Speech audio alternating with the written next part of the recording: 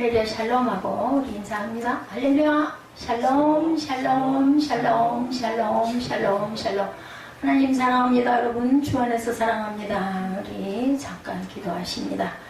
이르시기를 너희는 가만히 있어 내가 하나님 됨을 알지어다. 내가 문나라 중에서 높임을 받으리라. 내가 세계 중에서 높임을 받으리라 하시도다. 주님의 뜻을 이루소서. 선하시고 전능하신 하나님의 능력과 뜻을 온전히 믿고 나아갈 길로 담대히 나아가게 하여 주옵소서. 삶 가운데 온전히 성령의 능력 가운데 살아가게 하시고 그로 인하여 승리하는 복된 삶을 주님의 이름을 높이는 주님의 자녀되게 하여 주옵소서. 주택관리사 시험 준비 과정 위에 주님께서 능력 주시고 지혜 주시고 합격의 결실을 이루게 하여 주옵소서. 세비성전 주님의 뜻 가운데 굳건한 반석 위에 세우시고 주님께서 기뻐 받으시는 예배가 끊이지 않는 교회 되게 하여 주옵소서. 단미한 목사님 건강 지켜주시고 영육간의 강건함과 성령의 충만함 가운데 주님 사역을 능히 감당케 하여 주옵소서. 하나님 감사합니다. 성령 강림 주간을 맞이하여서 성령님의 말씀을 온전히 잘 증거하게 하시고 그로 인하여 하나님의 얼굴을 뵙는 하나님의 귀한 뜻을 깨달아 아는 은혜 있는 예배가 되도록 축복하시고 아버지 영과 진리로 드리는 온전한 예배의 마음들이 모두 다 되게 하시고 귀를 여시고 가슴을 열어 주옵소서. 구원을 부어 주시옵소서. 감사드리옵고 예수 그리스도 이름으로 축복하며 기도드렸사옵나이다. 아멘. 예, 우리 할렐루야 샬롬을 아까 했기 때문에 말씀으로 들어갑니다. 기독교는 일명 뭐라고 하면 좋을까요? 명칭을 정한다면 성령의 종교, 저는 이렇게 말씀드릴 수가 있습니다. 그리고 구원의 종교, 그리고 십자가는 뭐예요? 성령 충만, 그리고 구원이죠. 구속입니다. 그리고 영생입니다. 성령께서 나와 함께 하시고 우리와 함께 하시는 종교가 바로 기독교죠. 그래서 우리는 성령을 받아야 됩니다. 그리고 저와 여러분들 안에는 성령께서 임재해 계십니다. 그래서 우리 몸이 성전이죠. 움직이는 돌아다닐 수 있는 그러한 성전, 예수 그리스도가 오시고 십자가에 못 박히시고 돌아가신 이후로 우리에게 각자에게 성령을 부어 주셨어요. 그죠? 마가의 다락방에 백신문도 안에 왔던 그 성령 강림, 그것을 기념하는 강림절 2020년에는 5월 31일. 그래서 정말 주일이고 참 잘 됐다. 그리고 성령 강림절로 지킵니다.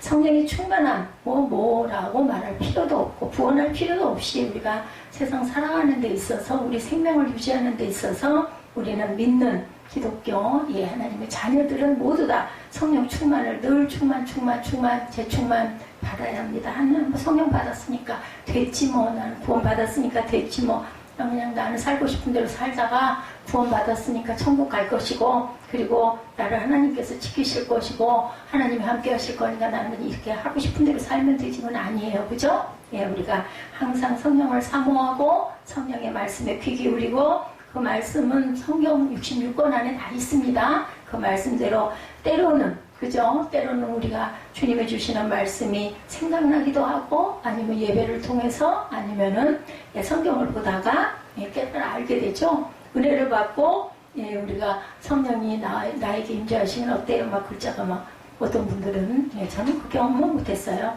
팔자가 막 튀어서 막 이렇게 확 나한테 다가오는 느낌. 근데 그게 아니라 저는 그냥 그 글자에서 못이 박혀가지고 움직여질 수가 눈이 다른 데로 옮겨지지가 않는, 그리고 항상 봤던 내용인데도 신기하게 처음 보는 것 같은 느낌. 저는 그런 느낌 성경 보면서 그렇게 받아서 성령의 임재구나 이것을 저는 느꼈습니다. 각자 조금씩 감동이 다르죠. 이스라엘 민족이 시작한 애굽에서 하나님의 인도하심으로 탈출한 6월절로부터 출발을 합니다. 어린 양의 피를 문설주에 발라 패스오버 사건 여러분들 아시죠? 그 바로가 그냥 그렇게 약속을 해놓고도 계속 번복을 하고 말을 안 듣고 아주 심하게 못되게 구는 바람에 10가지 재앙 마지막까지 가게 되죠. 그 마지막에 장자를 치는 그러한 10번째 재앙이었어요. 어린 양의 피를 문설주에 발라놓으면 죽음의 그림자가 패스오버 지나갑니다. 그렇죠. 6월절이 지나고 안식일을 7번 지내고 난 다음날, 즉 50일이 되는 날을 오순절, 50일째다 해서 오순절이라고도 부릅니다. 구약에서는 또한 77절 맥추절이라고도 부르고 신약에서는 오순절. 그래서 저는 이 찬양 참 좋아합니다. 오순절. 예. 불타는 성령 임하셔서 이 찬양이죠. 애굽을 급하게 도망나기 위해서 6월절에는 누룩 없는 무교봉을 서서, 그죠? 지팡이를 짚고 서서 먹는다고 해요. 지금 그러한 의식이 지금도 행해지고 있다고 합니다. 네, 그러나 오순절 맥주절이 되어서는 첫 번째 곡식을 수확하는 시기가 되어서 누룩을 넣은 유교병을 먹으며 하나님께 또한 감사해요. 누룩 넣은 유교병 먹는 게 바로 맥주절 때. 유교병을 먹는다는 것은 일상생활 속에서 하나님의 은혜가 함께 하신다라는 의미를 담고 있습니다. 오순절에 성령의 강림하심은 우리의 일상생활 속에서 하나님의 임재하심을 체험하며 살아간다라는 뜻이기도 합니다. 구약의 이스라엘 백성들은 출애굽해서 50일째 되는 날에 시내산에서 율법을 받고 하나님의 백성으로 살아가게 됩니다. 초대교회는 예수께서 부활하시고 50일째 되는 날에 성령이 강림하셔서 초대교회가 탄생하고 은혜의 법이 열리고 믿음의 그러한 구원의 역사가 일어납니다. 로마서 8장 2절에 오늘 주보에 보면은 장절이 조금 기록되어 있습니다. 로마서 8장 2절에 이는 그리스도 예수 안에 있는 생명의 성령의 법이 죄와 사망의 법에서 너희를 해방하였습니다. 이렇게 말씀합니다. 오순절에 성령의 충만을 받은 베드로는 담대하게 주 예수의 복음을 전해서 그곳에 있는 무리들이 3,000명이 회개했다. 그리고 또한 회개하고 세례를 받았다라고 기록되어 있습니다. 메마른 땅에는 여러분들 담비가 필요하죠. 가뭄이 들면 어때요? 땅이 요즘은 아스팔트가 잘 돼 있긴 하지만 그래도 아스팔트가 잘 돼 있지 않은 땅이 더 많은 것 같아요. 시골 이런 데 가면은 비 안 오고 가뭄 들면은 막 먼지가 푸석푸석 발 딛는 때마다 저도 경험해 봤습니다. 그래서 신발이 그냥 회역해 우렇게 돼버리죠. 담비는 말라서 죽어가는 식물을 살려내요. 그러니 이렇게 메말랐는데 식물이 살아갈 수 없죠. 죽어갑니다. 바짝 말라버리죠. 근데 비만 오면은 신기해요. 그죠? 그 쭉 늘어졌던 잎들이 어느 사이 꼿꼿하게 살아 일어나는 거 여러분들 보셨습니까? 저는 봤습니다. 여름철에 오랫동안 비가 오지 않으면 강가나 시내가 물이 더 말라요. 그죠? 호수, 제가 그 시흥이 있을 때 지나다니면은 거기 물이 항상 흘러가는 것처럼 굉장히 호수가 커서 꼭 강같이 생겨 있는데 가뭄이 들었다고 그러면 그게 물이 없더라고요. 저는 그것도 참 신기하게 봤어요. 물이 좀 주는 거는 줄 수도 있겠다인 건데 정말로 심하게 가무니까 바닥에 물이 하나도 없이 그렇게 말라버리는 경우들이 있어요. 이렇게 전부 다 증발을 하는 거죠. 그래서 없습니다. 언덕이나 밭 같은 곳에 물이 없고 수분이 완전히 말라버려서 수많은 식물은 타서 죽어버릴 수밖에 없죠. 물이 없으면. 사람의 생명도 육적인 생명은 밥을 먹고 물을 마시면 건강할 수가 있는데 어때요? 영적인 생명은 성령의 충만함이 없으면 삶을 살 수가 없습니다. 제가 음식을 잘 안 먹으니까 목소리가 안 나오고 기력이 없어가지고 그죠? 일어나기도 너무너무 힘들어 버리는 그런 그거 조금 안 먹었다고 조금 덜 먹었다고 좀 이렇게 힘이 없고 목소리가 안 나오나 이런 게 느껴집니다. 그럴 때는 그리고 물이 먹기 싫어지더라고요. 일단 딱 입맛이 없어지고 음식을 의무적으로 먹어. 안 먹으면 이건 안 되니까 조금 먹어야지. 아무 맛도 없고 할 수 없이 그냥 몇 숟가락 그저 밀어넣고 그냥 일어나 버리고 그냥 즐겁지가 못해요. 음식 먹을 때 너무 또 거기에 빠지면 또 안 되지만 음식을 먹을 때는 맛이 남들이 보기에는 우스운 음식이라도 예전에서는 늘 기억이 할머니들이 식사하시는 모습이 그렇게 자꾸 이렇게 요즘에 특히 떠오릅니다. 할머니들 어떻게 쪽을 치고 앉아가지고 그죠? 또 예전에는 그 입식 부엌이 아니었죠? 그러면 부엌이 따로 있어요. 그 부뚜막에 걸터 앉아요 옆으로. 그 부뚜막이 부를 때 가지고 요즘 따뜻하거든요. 걸터 앉아가지고 밥도 정말 쌀은 보이지도 않는 그런 보리밥 정말 조금 그거고 그저 고추장 그걸 또 젓가락 필요 없어요. 할머니들은 밥을 떠잡수시고 고추장을 드실 때는 수저 끝으로 거꾸로 이렇게 꼭 찍어가지고 한번 드시고 김치가 무슨 김치 먹고 남은 국물 그거 가지고 국물 찍어서 수저로 제가 어렸을 때 그 할머니들을 보면서 아니 무슨 밥을 저렇게 먹고 어떻게 살아 하는 생각이 들었었어요. 할머니들은 이가 없어가지고 씹지를 못하니까 저렇게 국물을 드시나 보다. 어린 마음에 이런 마음을 먹었는데 이제는 그게 누가 물어봤어요. 그죠? 전 이해가 되는 게 아끼느라고 없으니까 자식 먹이려고. 그래서 김치국물 그런 것도 드시고, 고추장은 있잖아요. 식권에는 특히나 뭐 그런 장들은 이전에는 기본 그 반찬들이었으니까 그건 있으니까 고추장을 이렇게 수저 끝으로 간은 있어야 되니까 그렇게 드시고도 영양결핍 안 걸리고 잘들 사셨을까. 그래서 일찍 돌아가셨구나. 저는 이런 생각도 합니다. 제가 영적인 생명 얘기하다가 육적인 것 얘기를 했어요. 왜냐면 제 기억에 그런 기억들이 그리움으로 남아있고 요즘은 그런 생각이 많이 납니다. 영적인 생명은 성령의 충만함이 없으면 삶이 고갈되고 시들어버리죠. 신앙생활하는 것 같으나 감동이 없고 흥미도 없고 즐거움도 전혀 없습니다. 마른 막대기 같은 삶이 되죠. 성령이 역사하는 신앙생활을 해야 되겠다. 우리가 육적인 삶을 사는 것도 뭔가 보람이 없고 소망이 없고 그러다 보면 기쁨이 없어지고, 영적인 것도 마찬가지예요. 우리가 소망이 없고 그 성령의 임재가 우리가 느껴져야 기쁨이 있고 힘이 나죠. 그죠? 신앙생활이 지식만 가지고 되는 건 절대 아닙니다. 신앙생활은 영적인 삶이고, 신앙생활이 활력을 잃어버렸다면 내 안에 성령이 역사하지 않고 있다라고 여러분들이 짐작을 하시면 돼요.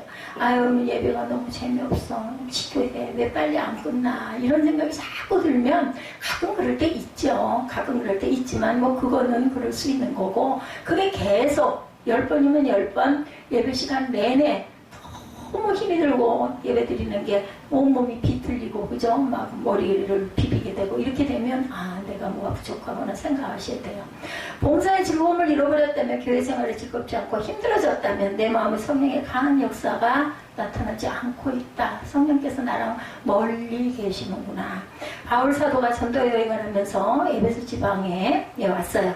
열심히 있던 제자들을 만나서 질문을 합니다. 사도행전 19장이죠. 이제 우리 지난 수요 예배였던 것 같아요. 너희가 믿을 때 성령을 받았느냐. 사도행전 19장 2절입니다. 그들 대답은 우리는 성령이 계심을 듣지도 못하였노라 라고 합니다. 세례는 받았지만 성령은 받지도 못했고, 성령이 뭔지도 모른다. 그러니까 물 세례 받았고 성령에 대한 거 나는 몰라. 그러니까 성령 세례는 모르는 거죠. 교회 생활을 오래 했다고 하지만 성령의 역사가 민감하지 않고 성령 충만함을 받지 않으면 영적인 생활은 기대할 수가 없죠. 내 힘으로 하려고 하니까 힘이 들죠. 우리가 무슨 일을 할 때도 마찬가지예요. 내 힘으로 안간힘을 쓰니까 힘이 들어요. 그냥 흐름을 따라. 제가 그 수영을 하면서 느끼는 거는, 뭐 수영을 전 잘하지는 못합니다만 즐거워하면서 수영을 합니다. 정말 신비해요. 내 몸이 배구나. 저는 그런 생각을 합니다. 내가 내 몸 전체가 배가 돼서 노를 저어서 가면서, 또 특히나 배영하잖아요. 노를 저으면 이렇게 쑥쑥 나가는 거. 근데 그 노를 깊이 잘 저으면은 많이 나가요. 그죠? 그렇지가 못하면 조금씩. 그래서 이렇게 오래 걸리는구나. 이런 생각을 하면서 주로 저는 수영하는 그 40분에서 1시간 동안 묵상을 참 많이 합니다. 말을 할 수도 없고 말할 필요도 없고 말을 해서도 안 되고 혼자 하는 그 운동 행위다 보니까 누워가지고 천정이 그렇게 이쁠 수가 없어요. 저는 그 체육관 천정을 참 사랑합니다. 색깔이 굉장히 깨끗하고 파랗고 하얗고 예뻐요. 그래서 그 천정이 하늘이다 생각을 하면서 하나님께 기도하는 시간이 바로 그 시간. 물론 그렇지 않을 때도 있죠. 누구하고 좀 다툼이 있기도 하고, 누구 때문에 막 분을 내기도 하고, 미움이 있어가지고 그걸 사귀느라고 자꾸 생각을 하게 되고, 하여튼 그 시간에 많은 생각과 묵상과 상념을 하는 건 사실입니다. 기도도 그 시간에 많이 하고, 또 하나님의 가끔은 영적인 터치도 그 시간에 해주세요. 그게 가장 고요한 시간이기 때문에 그런 것 같아요. 다른 거를 하거나 보거나 뭐 몰두하지 않고 얘기하지 않고 묵묵히 그렇게 하고 있다 보니까 누구하고 얘기하는 일도 없고, 그래서 참 그 시간을 사랑하는 또 체육관이 또 중단이 돼서 어떻게 하면 좋을까, 길 잃은 양이 돼버리고 말았습니다. 여러분들 기도해 주시기 바랍니다. 운동이라고는 그거밖에 할 수 있는 게 없는데 또 얼마나 오랫동안 이 시간들이 길어질지. 자, 이방인이며 백부장이었던 고넬료가 하나님을 잘 섬기고 구제를 많이 하고 기도를 열심히 하는 사람이다, 이렇게 나와 있죠. 오늘 본문 말씀은 하나님께서 고넬료에게 성령을 주시려고 베드로를 만나게 하시는 그러한 사건. 성령의 터치가 있었어요. 그죠?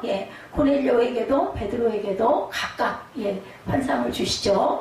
베드로의 설교 말씀들 듣는 중에 그 자리에는 모든 사람에게 성령이 임했다, 이렇게 나타나 있습니다.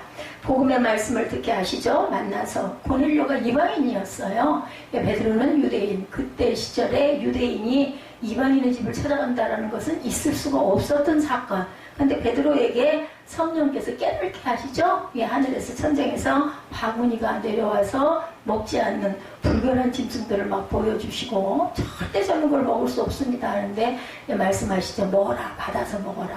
아, 이런 걸 어떻게 먹습니까? 하늘로 저 다시 올라가죠. 바구니가 또 내려오죠. 3번이 반복이 됩니다.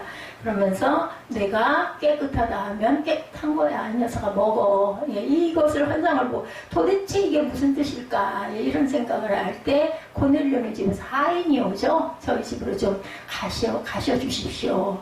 다른 때 같으면 그걸 거절을 했을 텐데 그런 이상한 환상을 본 이유이기 때문에 하나님께서 나를 그리로 가라고 인도하시는구나 하고 갔는데 그만 거기서 이방인들이 성령 받는 걸 보면서 너무 놀랐다라고 나타나요. 우리에게만 유대인들에게만 하나님의 말씀하시고 성령의 임재가 있는 줄 알았더니 이방인에게도 이런 역사가 나타나는구나 깨달아 알게 되고 이제 그때부터 이방인에게 말씀이 증거되는 사역이 일어나죠. 복음이 전파되는 곳에는 성령이 함께 임재하죠. 사도주의 복음을 전하는 곳마다 성령께서 동참을 하십니다. 사람을 변화시키고 말씀을 받아들이고 그 지역을 바꾸는 것은 성령의 역사, 내 힘으로 바꿀 수는 없는 거죠.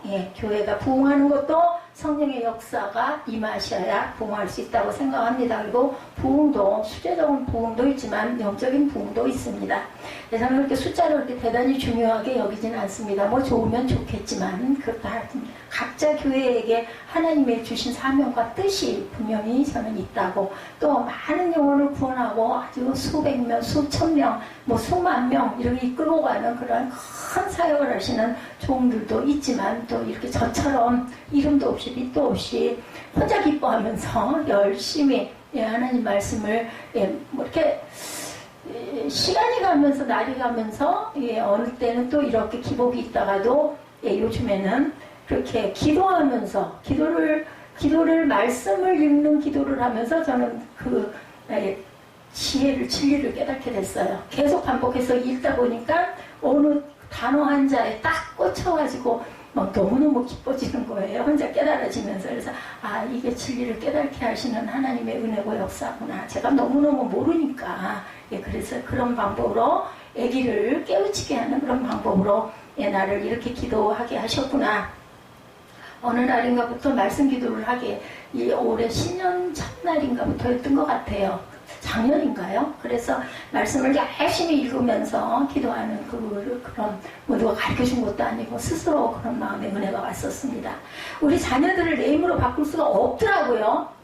저는 제가 자랄 때는 부모들의 힘으로 자녀들이 바뀌어진다고 생각을 했어요. 보여지는 것도 물론 있고 또 그렇게 하지 마라 이렇게 해라 라고 얘기를 하면 제가 어린 날은 또한 제 자녀들이 어릴 때 제가 지금보다 한 3, 40년 젊을 때는 얘기하면 자녀들은 당연히 순종하고 듣고 그렇게 따라가고 변화가 되고 예를 들면 엄마가 아빠가 멘토가 될 수 있다고 생각을 했는데 지금은 40년 정도가 흐른 지금은 보니까 그거 불가능하더라고요.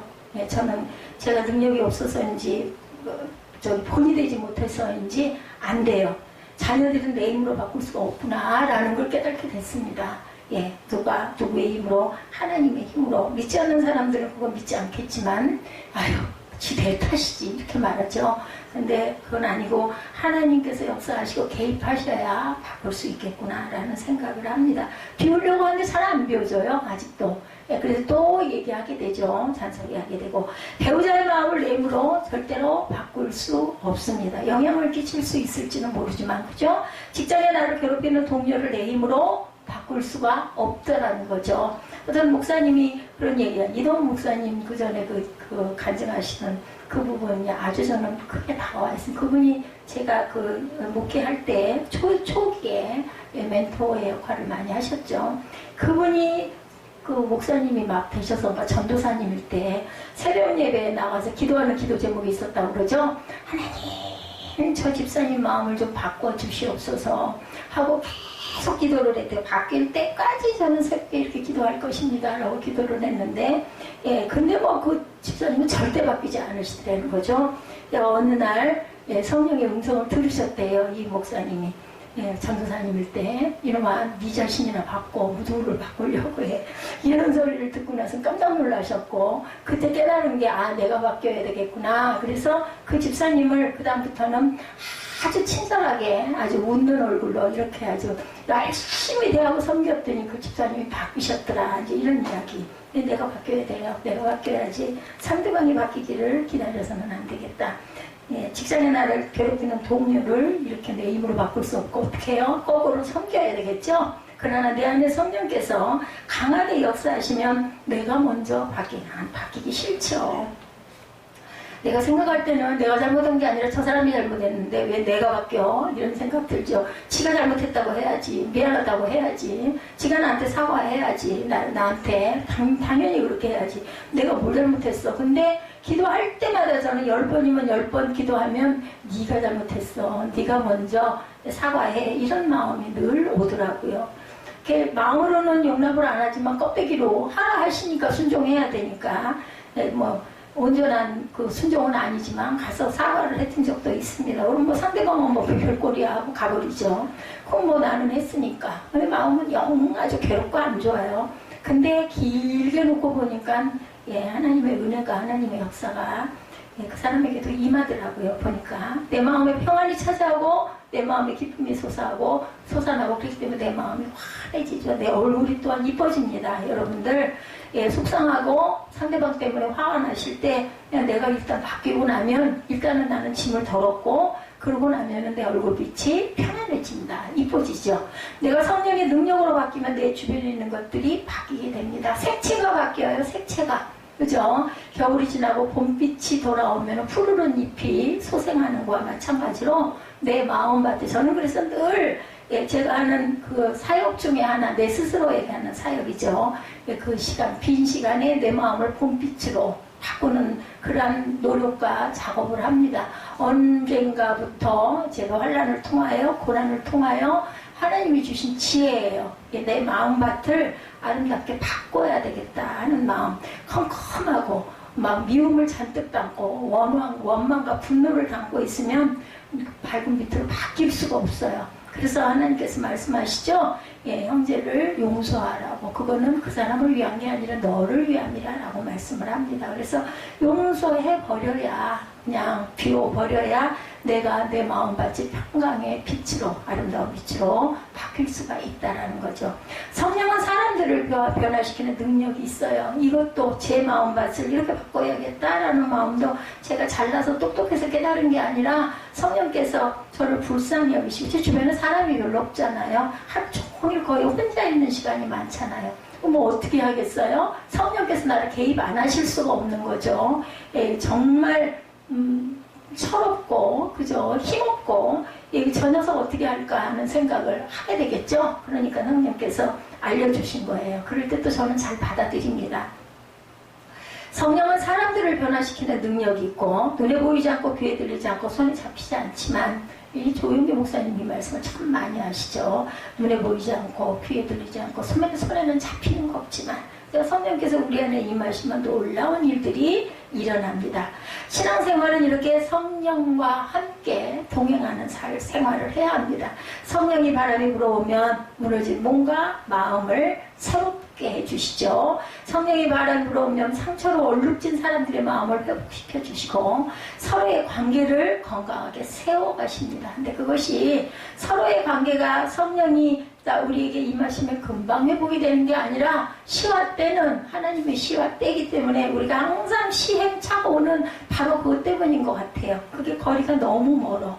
내 생각엔 그게 바로 될 것 같고 아니 하나님이 응답하셨는데 왜 이게 아무렇지도 않게 몇 년을 가는 일이 왜 있어. 근데 하나님의 시간과 때는 우리가 생각하는 시간과 때 내가 원하는 시간과 때와는 또 다른다는 거. 그렇기 때문에 말씀을 하시지 않는 것은 악한 사람들이 벌을 받지 않고 있는 것은 하나님이 일하시지 않거나 주무시는 게 아니라 아직 시와 때가 되지 않았다. 이기 때문에 그리고 또한 내가 아직 변화되지 않았다.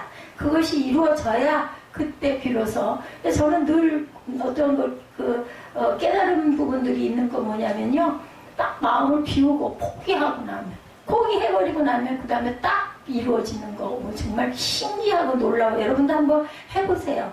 그래서 저기 아이들이 부르는 그 찬양이죠. 하나님의 뭐죠? 예, 하나님의 은혜든가 신기하고 놀라워 이거 있어요. 그죠? 주일학교에 그 율동과 함께하는 정말 신기하고 놀랍다. 내가 딱 포기하고 비워버리고 할 수 없지 뭐 하고 비워버리고 나면 분명한 것은 내가 원했던 그 방향으로 꼭 바꿔놓으시는 것. 에스겔 36장 26, 7절입니다. 예, 못 찾으시는 분들은 주보 참조하시면 됩니다. 또 새 영을 너희 속에 두고 내 마음을 너희에게 주되 너희 육신에서 굳은 마음을 제거하고 부드러운 마음을 줄 것이며 또 내 영을 너희 속에 두어 너희로 내 율례를 행하게 하리니 너희가 내 규례를 지켜 행할지어다. 여러분들 항상 보면요, 지키라, 내 율례를 지키라라고 끝나지 않아요. 뒤에 뭐가 붙어요? 행자가 붙습니다. 우리가 그것을 알기만 해서는 반쪽도 안 돼요. 그죠? 행해야 되는 게 야고보 사도가 말하죠. 행함이 없는 믿음은 죽은 믿음이라고 합니다. 예수님은 니고데모에게 성령의 바람을 비유하며 말씀하죠. 요한복음 3장 8절입니다. 바람이 임으로 불면 내가 그 소리는 들어도 어디서 와서 어디로 가는지 알지 못하나니 성령으로 난 사람도 다 그러하니라. 어디서 나서 어디로 가는지 여러분들은 아시죠? 예, 우리가 하나님께서 우리를 이렇게 지으셔서 세상에 보내셔서 어디로 돌아가요? 예, 하나님의 나라로. 우리는 뭐예요? 순례자들이죠. 여기가 고향이 아니에요. 고향을 찾아서 한 발 한 발 가고 있습니다. 오순절에 마가의 다락방에 모여서 기도하는 사람들에게 사도행전 2장 2절이죠. 호련히 하늘로부터 급하고 강한 바람 같은 소리가 있어 그들이 앉은 온 집에 가득하였더라고 합니다. 성령의 바람은, 예, 성령이 바람은 결코 아닌데 바람처럼 눈에 보이지 않지만 하나님의 영은 태풍이나 허리케인처럼 강력한 힘을 가지고 나타납니다. 성령의 바람이 초대교회 마가의 다락방에 휘몰아쳐서 예루살렘의 복음으로 진동하는 일들이 일어나죠. 성령의 바람이 1세기에 로마로 휘몰아쳤고 유럽을 복음화시킵니다. 17세기 영국의 청교도들은 복음을 위해서 메이플라워를 타고 미국에 상륙하죠. 예, 뭐 저는 이거보다는 예배를 자유롭게 드리기 위해서 출발했다 저는 이렇게 듣고 알고 있습니다. 성령의 바람은 오늘의 미국을 세웠어요. 그죠? 미국이란 나라가 탄생한 것은 청교도들이 인도를 찾아갔던 거예요. 근데 인도 땅을 찾아갔는데 이제 아무도 살지 않는 그곳이 인도 땅인 줄 알았더니 갔는데 아무도 없는 그러한 그 땅에 그 땅으로 알고 갔다가 거기에 나라가 세워진 게 바로 오늘날의 미국이죠. 모두 거의 다 죽었어요. 그 추위와 그죠? 배고픔으로 인해서. 성령의 바람은 1907년에 평양 대부흥 운동을 일으키게 해서 한국 교회가 조직적으로 일어나게 만드는 역사가 일어납니다. 장대형 교회죠. 성령의 바람은 전 세계 어디든지 회개와 변화와 부흥의 물결을 일으킵니다. 성령의 바람이 불면 혼돈과 공허와 흑암이 사라지죠. 질서가 일어납니다. 빛으로 탄생하게 되죠. 창세기 1장 2절이죠. 저는 이 말씀을 굉장히 좋아합니다. 처음에 신학교 들어가서가 은혜 받았을 때 창세기 1장 2절 말씀이 창세기 1장 1절부터 이거 말씀들이 너무너무 신비하고 아름다웠어요. 땅이 혼돈하고 공허하며 흑암이 깊음 위에 있고 하나님의 영은 수면 위에 운행하시느니라. 이 말씀이 어찌 그렇게 은혜가 되는지 몰라요. 계속해서 이 말씀을 읽고 또 읽고 그래서 마음속으로 되뇌이고 있습니다. 땅이 온전하고 공허하며 흑암이 깊음 위에 있고 하나님의 영은 여기가 좋았어요. 하나님의 영은 수면 위에 운행하십니다. 운행하심으로 인하여 그죠? 땅이 바다가 되기도 하고 바다가 땅이 되기도 하고 그리고 물고기가 살기도 하고 그죠? 모든 동식물들이 태어나기도 하는 그 사건. 하나님의 영이 운행하심으로 인하여 또한 내가 태어났구나 이것을 깨닫게 하셨습니다. 수면에 운행하던 하나님의 영은 성령의 바람이기도 푸뉴마라고 하죠. 성령의 바람으로 혼돈과 공허와 흑암이 사라지고 천지창조의 새로운 질서를 만듭니다.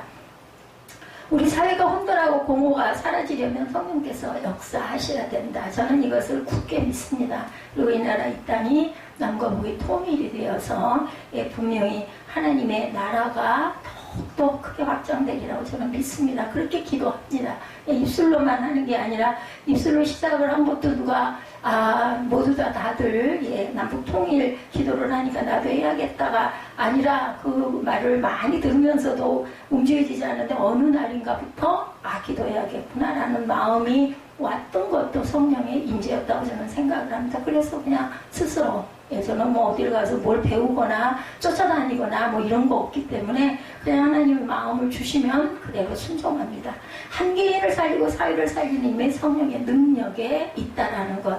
성령의 법이 우리를 자유케 하기도 합니다. 사람들은 법을 많이 만들어서 사회를 바로 세운다고 생각하지만 법이 많아진다고 사람이 새롭게 되지는 않습니다. 그래서 저처럼 너무나 흔하게 너무나 잘 알고 있는 일들을 우리가 행할 때 이것이 시작이 되는 거죠. 예수 그리스도 안에는 성령의 법으로 인해서 새 사람이 될 수가 있어요. 우리가 회개하고 성령이 충만해야만 새 마음을 품고 새 인격으로 거듭날 수가 있습니다. 성령의 바람이 불어오면 살아나는 역사, 마른 뼈들의 생기가 솟죠. 에스겔 37장 5절이죠. 주 야훼께서 이 뼈들에게 이같이 말씀하시기를 내가 생기를 너에게 들어가게 하리니 너희가 살아나리라. 생기는 것은 생기라는 것은 날생자죠. 그래서 살아납니다. 봄바람이 추운 겨울을 물러가게 하고 새로운 생명의 싹을 나게 하듯이 성령의 바람은 죽어있는 모든 생명을 살리는 능력이 있습니다. 어느 날인가 마른 나무 가지가 약간 푸름이 도는 그 순이 옆에 이렇게 붙어있는 거 제가 어린 날 그걸 발견하고 너무나 신기했는데 거기를 갈 때마다 그걸 보니까 어느 사이에 조그마한 순이 파랗게 연푸른색이죠. 제가 그 좋아하는 색깔. 그렇게 싹 이렇게 살아난 걸 보고 아니 보목나무 가지가 지금 죽었잖아요. 나무들이 다 겨울에는. 근데 거기에서 흐르는 물이 들고 또 여러분들 보셨어요? 가지 끝에 아직 잎은 나지 않, 순은 나지 않았는데 가지 그 죽은 가지 같은 가지 끝이 약간 푸르스름하게 돌아요. 그러면 그 가지는 산 거더라고요. 그거를 누가 가르쳐 준 게 아닌데 보면서 저건 살았구나 라고 느껴지게 보여집니다. 소망이 없이 바벨론에서 포로 생활을 하던 이스라엘 백성들은 노예로 희망이 없는 하루하루를 보내고 있었죠. 노예에게는 꿈이 없어요. 그죠? 내일도 없습니다. 영입이 죽어있던 이스라엘에게 하나님의 성령은 다시 소생할 수 있게 합니다. 마른 뼈도 살리신 하나님은 이스라엘을 이렇게 다시 살려내시죠. 기적이 일어난 거죠. 어떻게 다시 살아나 70년 포로 생활을 어떻게 그죠? 해방을 시키는 칙령이 고레스 황제를 통해서 일어나게 합니다. 성령의 바람은 오늘 우리의 영적인 삶을 다시 살리죠. 성령의 역사는 살리는 역사, 생명의 역사고 살리는 역사입니다. 성령만이 우리를 살릴 수 있고 스가랴 4장 6절입니다. 만군의 야훼께서 말씀하시되 이는 힘으로 되지 아니하며 능력으로 되지 아니하고 오직 나의 영으로 되느니라. 우리 가운데 성령께서 강하게 역사하시기를 주님의 이름으로 축복합니다. 오늘 우리 시대에 진정으로 필요한 것은 성령 충만함입니다. 참 신학교 때 이 성령 충만 정말 참 대단했었대. 지금 생각하면 막 불이 붙어서 학교를 다녔던 것 같습니다. 지금은 아무것도 아니죠. 지금은 그냥 놀고 먹습니다. 근데 지금이 만약에 그때였다면 제가 그렇게 할 수 있었을까? 하나님께서는 참 때를 아시는 것 같아요. 제 몸이 이렇게 될 거 저는 몰랐지만 하나님은 알고 계셨고 그래서 그렇게 막 급하게 몰아쳐서 제가 학교를 다녔던 것 같고 막 은혜가 쏟아 부어졌죠. 정말 날라다녔어요. 우리 시대는 성령의 시대고 사람 힘으로 무엇을 할 수가 없기 때문에 우리는 성령을 분명한 것은 의지하고 가셔야 합니다. 우리 사회가 얼마나 무서운 사회가 됐어요. 그죠? 정말 너무 변했어요. 난 20년 사이에 이렇게 기가 막힌 너무너무 변했어요. 변해도 너무 변했어요. 어떤 드라마에 보니까 어떤 할머니가 그런 얘기 하시더라고요. 와 정말 세상이 정신없이 눈알이 돌아가도록 세상이 변한다. 그 말에 공감이 갑니다. 맞아요.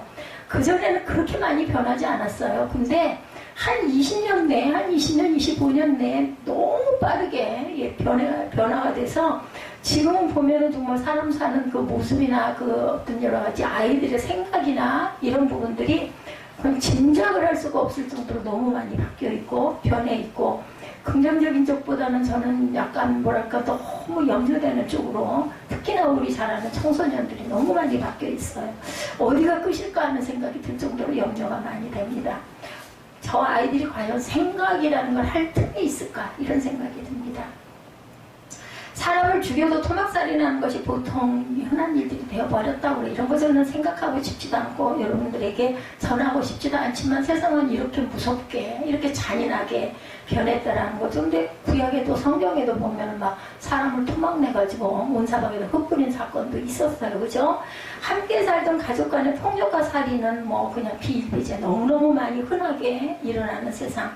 내가 살기 위해서 이웃과 남을 무자비하게 살상하는 무정한 사회가 되기도 했습니다. 예수 그리스도 안에서 성령의 사람이 우리가 되어야 합니다. 성령이 충만한 사람이 되어야 합니다. 이런 사람은 안 되겠죠. 성령이 충만하면 이렇게 잔인한 그러한 살상을 하거나 이런 사람은 되지 않습니다. 제2차 세계대전 당시 사막에서 군인들이 많이 죽었어요. 영국 군인들이 사막을 걸어가다가 목이 너무 말랐다고 합니다. 근데 갑자기 그들로의 사막 끝에서 시원한 강물이 신기루였을까요? 넘실거리더랍니다. 군인들은 그곳으로 뛰어가서 물속으로 첨벙첨벙 뛰어들어가고 마음껏 물을 마셔서 와 정말 그저 기적이죠. 그 다음날 다른 부대의 군인들이 또 이 군인들을 발견했는데 모두가 죽어있더랍니다. 죽은 군인들은 한결같이 입에 모래를 가득 물고 있었어요. 신기루가 보였고 그걸 막 기가 막히게 마셨는데 그거는 물이 아니라 모래였던 거죠. 목마른 군인이 발견한 것은 오아시스가 아니라 신기루였습니다. 그런 물이 아니라 모래를 마시고 죽었어요. 근데 그 마실 때는 얼마나 행복했을까요? 그죠? 오늘날 사람들은 세상에 있는 것이 생명수인 줄 알고 마시고 있는데 세상에 있는 것들은 다시 목마르게 하고 결국은 갈증으로 메말라 죽게도 됩니다. 우리가 능력 있게 살아갈 수 있는 방법은 예수님 안에서 성령으로 충만함을 받는 것. 그래야 우리가 살아요. 그죠? 제가 하나 그 새벽 예배를 통해서 깨달은 부분, 여러분들 다 아시는 부분이에요. 근데 저는 이걸 깨달으면 막 너무너무 기뻐지는 그러한 일이 일어나기 때문에 전합니다. 악한 사람들이 세상에 너무너무 잘 살잖아요. 요즘에 제가 욥기를 혼자 강의를 하면서 가고 있는데 악한 사람들 하나님이 벌 주셔야 될 거 아니냐고요. 그리고 억울한 사람들은 빨리 억울함을 극복하고 잘 살 수 있게 해주셔야 될 거 아니냐고. 근데 억울하게 착한 사람들이 억울하게 죽는 일들도 있습니다. 그거 회복되지 못하고 악한 사람들은 끝까지 장수하기도 하고 정말 벌 하나도 안 받고 너무나 잘 살다가 이렇게 돌아가고 뭐 후대들도 막 무럭무럭 잘 자라고. 근데 그게 제가 깨달은 거예요. 여러분들 뭘 깨달았을까요? 아, 저렇게 악한 사람들이 하나님이 내버려 두시는 이유 중에 하나는 회개하지 않게 되죠. 사건과 사고와 어떤 환란이 다가와야 사람이 겁이 나고 무서워지기도 하고 회개하기도 하고 돌아서기도 할 텐데 그냥 끝까지 너무너무 승승장구하게 돈도 많이 벌고 잘 먹고 잘 살다가 죽어. 그러면 그것은 바로 그 사람들도 부활을 하죠. 영혼의 부활. 끝까지 죽는 죽음에도 완전히 빠져서 다시 소생할 수가 없는 사망. 완전한 사망을 하게 되는 거고 세상에서 정말 힘들게 살다가 하나님의 나라를 지키다가는 자들은 너무나 억울한 것 같지만 영생의 생명을 부여받는구나. 저는 이거를 깨달았어요. 다 아는 말씀이에요. 근데 정말 이거를 제가 정말 깨달고 하나님의 뜻이 바로 거기 있었구나. 그러니까는 다 악한 자도 돌아오기를 바라고 하나님께서 계시고 가끔은 터치가 되는 사람들은 그나마 하나님께서 사랑하는 사람들이어서 가능성을 보고 터치해 주셔가지고 그게 바로 고난으로 다가오죠. 너무 싫고 그 고난을 얼른 통과했으면 좋겠고 안 왔으면 좋겠지만 그걸 통해서 나를 구원하시려는 하나님의 사랑이었구나. 제가 그걸 깨달았습니다. 예수님이 요한복음 7장 38절에서 말씀하죠. 나를 믿는 자는 성경에 이룬 것 같이 그 배에서 생수의 강이 흘러나오리라. 이는 그를 믿는 자들이 받을 성령을 가리켜 말씀하신 것이다 하고 요한복음 7장 39절에도 말씀합니다. 생수의 강은 바로 오순절날에 임하실 성령을 가르치신다라고 말씀하셨죠. 성령의 생수의 강이 돼서 사람마다 흘러 넘침으로 목마르지 않게 해주시고 예수를 믿는 자는 누구나 성령의 충만함을 받게 됩니다. 성령으로 인해서 우리 영적인 삶은 차고 넘치는 감사와 기쁨을 되찾게 됩니다. 저 혼자 은혜 느끼고 저 혼자 감격하고 저 혼자 감동하고 근데 중요한 거 하나는 기쁨이 넘친다는 거죠. 그래서 잘 살아요. 혼자서도 뭐 누가 그런 얘기들 하잖아요. 나이가 들어가지고 너무 혼자 있다 보면은 외로워지고 고독해지고 그러다 보면은 마음이 어두워지고 삶의 의욕을 잃어버린다. 근데요, 여러분들, 성령께서 함께 하시면 내가 혼자 있는 게 아니에요. 성령이 나랑 함께 계시기 때문에 너무나 기쁘고 하루가 너무나 짧고, 물론 그러면서 또 어떤 주변의 영향으로 인해서, 좋지 않은 영향으로 인해서 시험을 받기도 하고 누구를 미워하기도 하고 얼굴 돌리고 싶죠. 안 쳐다보고 싶고 말 안 하고 싶고 이런 일들도 있긴 하지만 그것도 회복하셔요. 하나님이, 성령께서. 그래서 저는 하나님과 함께하는 삶처럼 복된 삶이 없다라고 이것을 깨달았어요. 제가 만약에 주변에 사람이 많았더라면 아마 이 진리 못 깨닫고 돌아갔을 것 같은데, 하나님께서 그렇기 때문에 다 좋은 것도 다 나쁜 것도 절대 아닌데 선택은 우리의 몫이에요. 근데 저는 선택하라면 저는 이 길을 선택할 것 같아요. 성령께서 나와 함께 하시는 길, 그죠? 바울사도는 에베소서 5장 17, 8절에 그러므로 어리석은 자가 되지 말고 오직 주의 뜻이 무엇인가 이해하라. 술 취하지 마라. 이는 방탕한 것이니 오직 무엇으로? 성령으로 충만함을 받으라 말씀합니다. 그 술을 왜 먹었을까 이런 생각 들죠. 이렇게 뭔가 잊어버리는, 좀 약간 마비되는 그런 어떤 약간의 활락 이게 있지만, 성령의 술에 취하면은 그 술 먹지 않아도, 몸을 상하게 하지 않아도 정말 기쁨과 감사가 넘치는 새술, 성령의 술에 취할 수 있습니다. 우리의 영적인 상태는 어떨까? 내 심령은 성령으로 과연 충만할까? 여러분들 한번 퀴즈 마크 물음표 한번 찍보시기 바랍니다. 나의 믿음 생활이 성령으로 충만하여 감사와 기쁨이 살아있는가? 어느 하나가 부족하게 느껴진다면 우리는 다시 성령으로 무장하도록 힘써야 합니다. 내 가정을 살리고 교회를 살리고 나를 살리는 길은 오직 성령 충만으로 무장하는 길. 성령의 바람은 우리를 기쁨과 평안으로 인도하죠. 제가 아까 간증했죠. 제가 증인이에요. 실제 저는 그것을 체험했기 때문에, 체험하고 있기 때문에 일상 속에서 자주, 많이, 거의 매일. 사람은 흙으로 지어졌지만 하나님과 교통할 수 있도록 하나님의 생기를 불어넣는 존재, 성령의 그릇들이 됐어요. 그래서 생명으로 존재합니다. 하나님과 영적인 교통이 이루어지는 존재죠. 인간은 하나님과 영적인 교제를 할 때 참 만족과 기쁨을 얻을 수 있습니다. 세상이 줄 수 없는 기쁨이라고 말하죠. 맞아요. 항상 기뻐하고 쉬지 말고 기도하고 범사에 감사하고 살 수 있는 길은 오로지 성령 충만을 통해서만 가능하다라는 거죠. 성령이 내 마음에 임하시면 영혼으로부터 기쁨이 흘러 넘칩니다. 능력이 생기고 용기가 생기고 무엇이라 할 수 없는 것 같은 믿음이 생깁니다. 보이지 않지만, 우리 눈에는 보이지 않지만, 손으로 잡을 수 없지만, 세상에서 유명한 사람들은 겉으로 보기에는 행복하게 보이고 멋있게 보이지만 전혀 그러지 못한 경우들이 너무나 많죠.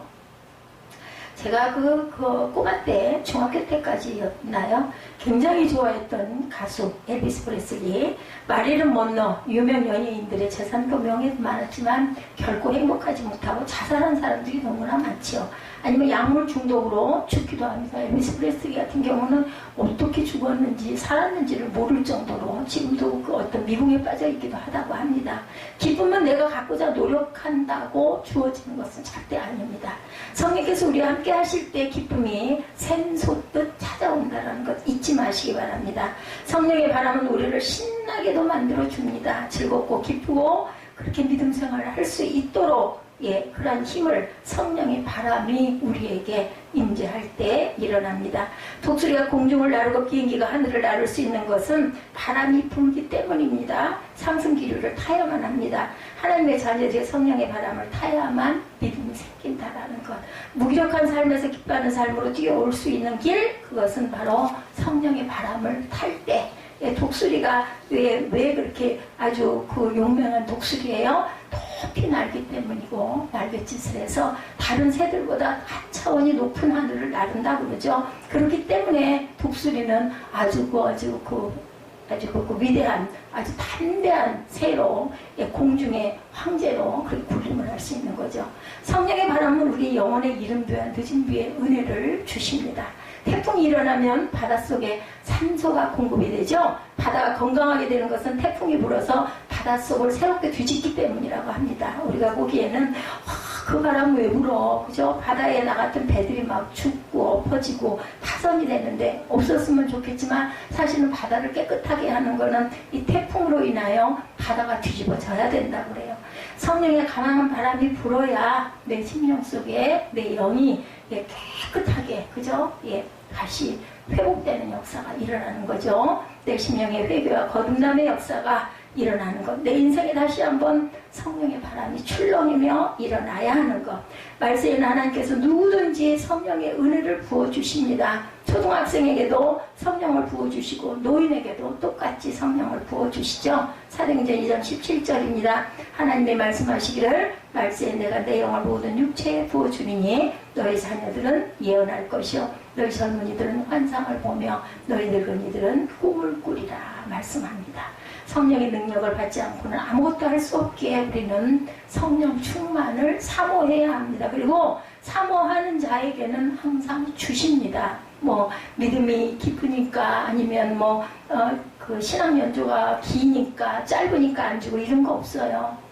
내가 오늘 예수를 믿나이다 해도 성령 충만을 사모하면 주시죠. 성령의 능력을 받지 않고는 우리가 살아갈 수 없고 믿음 생활도 은혜 속에서 이룰 수가 없다는 것. 참새와 개는 서로 완전히 다른 삶을 살죠. 참새가 찾는 먹이가 다르고 개가 찾는 먹이가 다릅니다. 속에서 요구하는 것들도 다르겠죠. 따로 있습니다. 성령의 사람은 속에서 요구하는 것이 달라지죠. 육적인 사람과 성령의 사람은 바라는 것이 다르고 원하는 것이 다릅니다. 성령의 사람은 내 소망, 내 꿈, 내 비전이 달라진다라는 것. 백화점에 쌓이는 상품들은 여러 공장을 통해서 나오죠. 그러나 하나님의 은혜와 복은 한 곳 성령의 공장에서만 나옵니다. 그죠? 그래서 성도들이 성령을 통해서 모든 것을 해결하게 됩니다. 하나님은 성령을 통해서 오늘도 우리에게 역사하시고 말씀하시고 깨닫게 하시고 새롭게 하소서. 찬양 여러분들 좋아하시죠? 새롭게 해주시는 그러한 사건이 일어납니다. 기적이 일어납니다. 우리 교회에 성령이 충만하게 임하기를 소망합니다. 여러분 가정에 성령이 충만하게 임하기를 축복합니다. 성령 받는 사람으로 오늘도 충만한 은혜가 함께 하시기를 주님의 이름으로 성령 강림절 오늘 이 말씀을 통해서 사도행전 10장을 통해서 다른 거 다 생각이 안 나더라도 내가 성령을 사모해야 되겠다. 성령 충만을 구해야 되겠다. 그래서 나도 이렇게 기쁘고 그죠? 외롭지 않고 또한 하나님의 축복에 대해 삶을 주관하시는 삶을 내가 살아야겠다. 이러한 기도와 결단이 되시기를 주님의 이름으로 축복합니다.